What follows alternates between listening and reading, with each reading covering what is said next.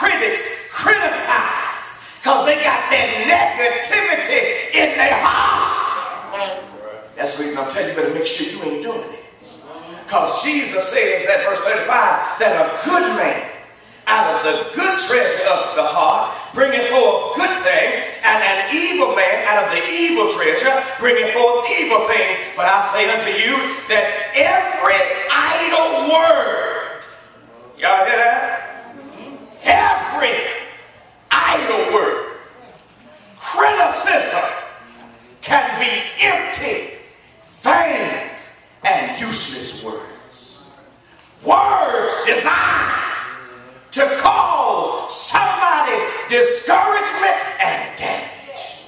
Jesus says, every idle word that men shall speak, they shall give account thereof in the day of judgment. For by thy words thou shalt be justified. By thy words thou shalt be condemned. That's what you better make sure that you're not one of the sideline critics that's causing someone who's trying to rebuild their faith, having their faith to crumble because of your unfair assessment of who they are. Why, Brother Tillman, do people criticize? What makes an individual criticize another person? Number one, because they are unhappy with their own lives. Nehemiah chapter 2, beginning in verse number 9. They are unhappy with themselves.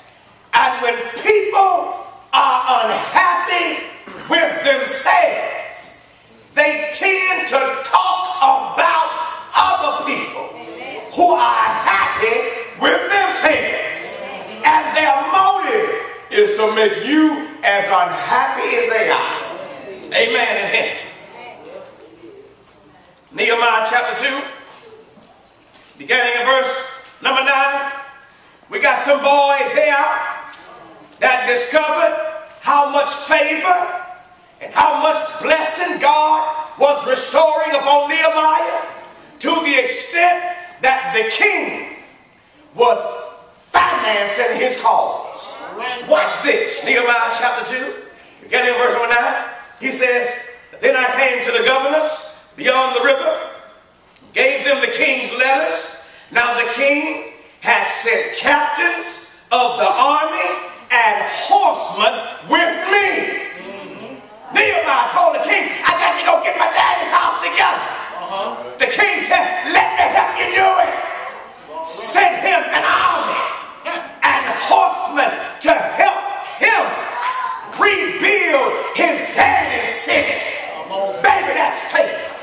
And whenever the blessings of God are being made evident in your life, haters are going to rear their ugly head.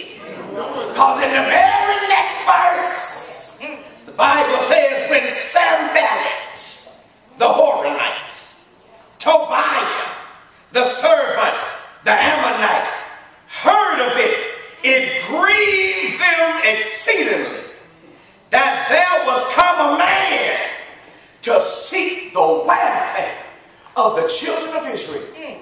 Baby, there's some folk that don't want to see you do well. There's some folk who don't want to see you break your drug habit. There's some folk that don't want you to kick alcoholism. There's some folk that don't want you to be able to stop your infidelity. There's some folk that want you to continue to be a party animal.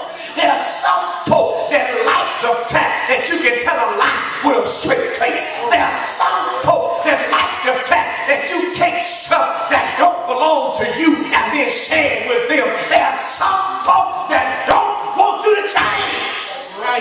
Hear the text. It's grieving them that Nehemiah is about to better the condition of his people. Why is it bothering them? It ain't none of their business. They're making it their business because they are unhappy with themselves. It's true that misery loves company. Amen in here. I make it my business to make sure misery is accompanied all by himself. Amen in here. They're unhappy with themselves. And I'm not going to allow somebody who's unhappy with themselves make me unhappy with me. And I love me. And I love me some me.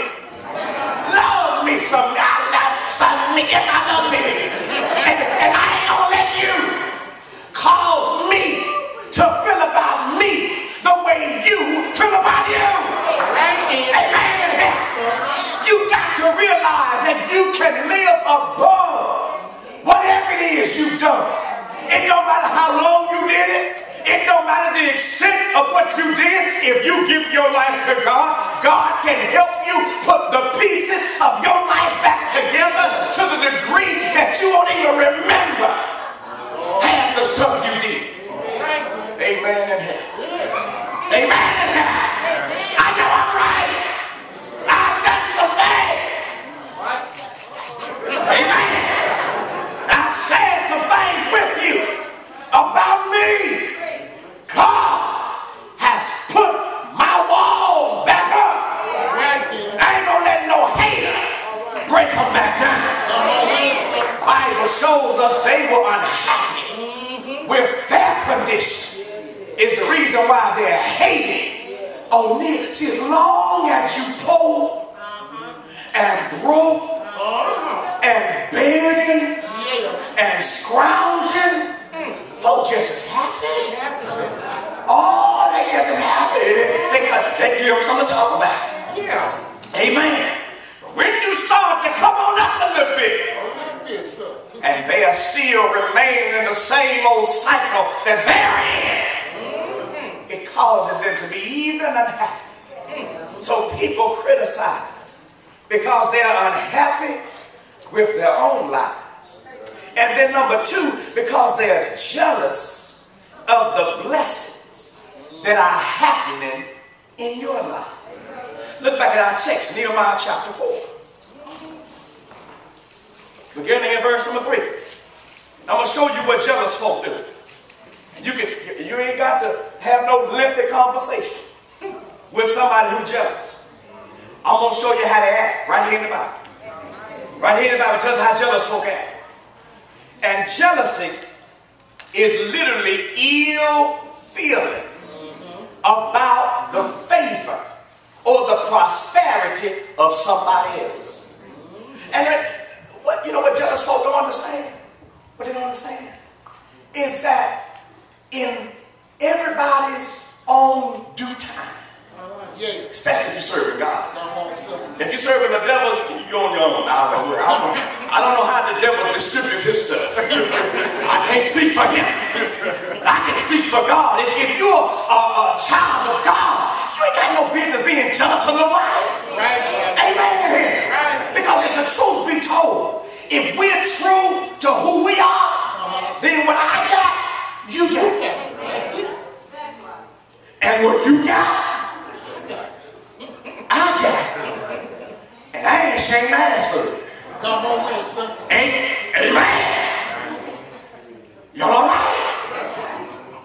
Don't make me have to switch positions here now, because as members of the body of Christ, baby, we all in this together. In the first century, they sold houses and land and gave up property to help each other. You need a place to stay? I ain't got to put you in no Motel 6. Come on. You stay with me. What, no jealousy?